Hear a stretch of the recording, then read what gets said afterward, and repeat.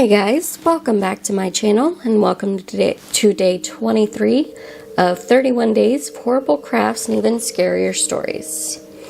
I've got some more scary tales from the thought catalog for you, so put your listening ears on and let's do this.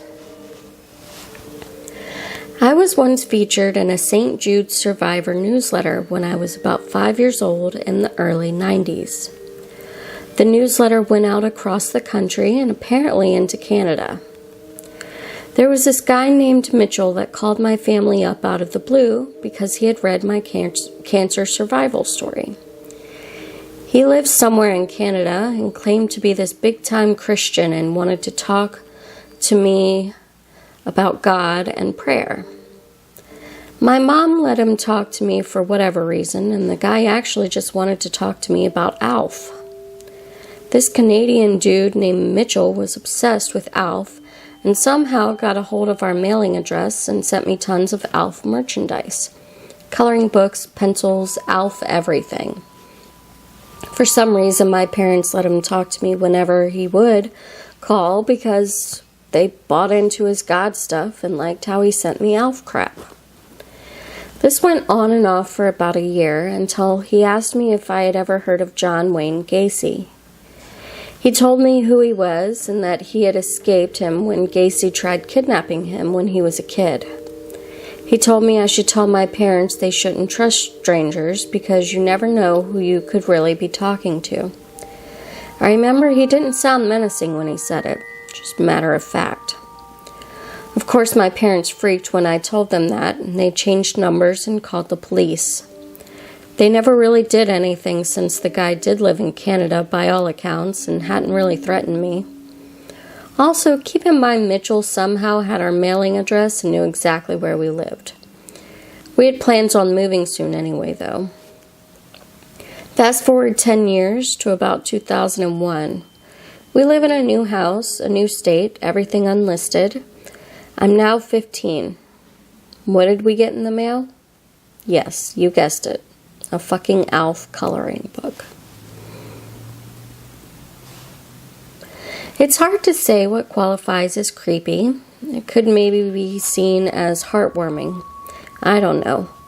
My mother swears this is a true story, and frankly, I don't see why she would lie about it. My mom had 3 kids. There's me, the youngest, and my older brother. But before either of us was born, there was Jonathan. He was a sweet little blonde boy, big blue eyes, known for accidentally repeating Dad's swears in church. Wholesome kid, great in school, active outside. When he was almost 6, he was riding his bike and fell and hit his head on a rock. He got up and said he felt fine. My mom found him the next morning in his bed when she tried waking him to get him to go to kindergarten. One pupil was dilated and the other was not. She got him airlifted to the nearest hospital. During this time, Jonathan's best friend Nick was sitting at the breakfast table eating cereal. Nick suddenly gets up from the table and goes to the door. When his mom asks him what's up, Nick says that Johnny was calling for him. You see, Nick and Johnny lived on separate blocks, but they weren't allowed to cross the street without a parent yet because they were still fairly young. But they lived close enough to call to one another to come out to talk at their respective street corners. So, Nick goes out to the street corner while his mother receives a call from mine that Johnny was just declared dead in the hospital. Idle brain aneurysm that was triggered by the fall. Nick's mom can hardly handle this news and is now wondering where her son went. But Nick comes back a few minutes later and says that he heard Johnny calling to him, but he wasn't at the street corner when he looked. Then he sits down to continue eating his cereal. When his mom asked Nick what Johnny was saying, Nick says he had come to say goodbye. My mom told me this story when I was young, but it stuck with me. I wish I could have met him. But truthfully, I wouldn't be here to type this story to all you random strangers if he hadn't died. My mother only wanted 2 kids. I'm thankful for the chance I was given to live and feel like he died for me sometimes. I'm not religious, but I do feel spiritual when I think of Johnny. It was near Halloween time when my friends and I were telling ghost stories. My friend said she was going to tell a story about her parents' first date. She said she didn't like telling the story since it was actually true, but we prodded her on.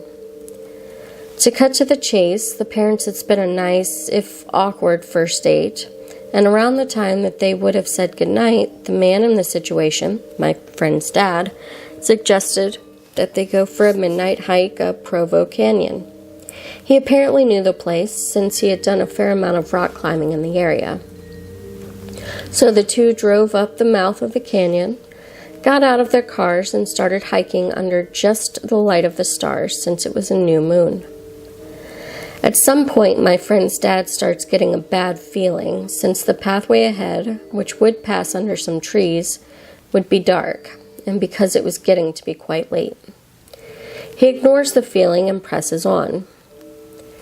In later retellings of the story, my friend's mom would say that she had felt the same feeling at what was probably the same time, though she didn't know the trail like he did. A minute later, the feeling came back to my friend's dad.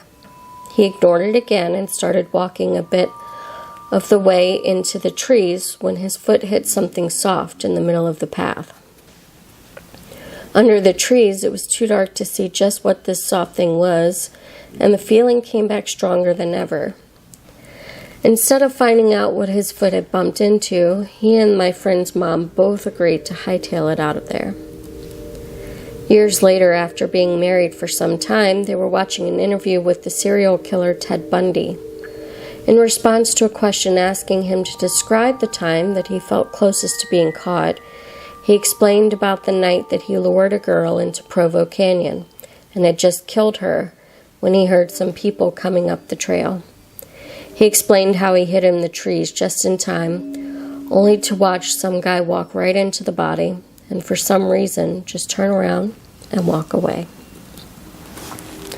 Okay guys, well that is it for me today. Thank you so much for watching. As always, links to everything are in the description box below. I hope you guys are having a wonderful October. Have a great day.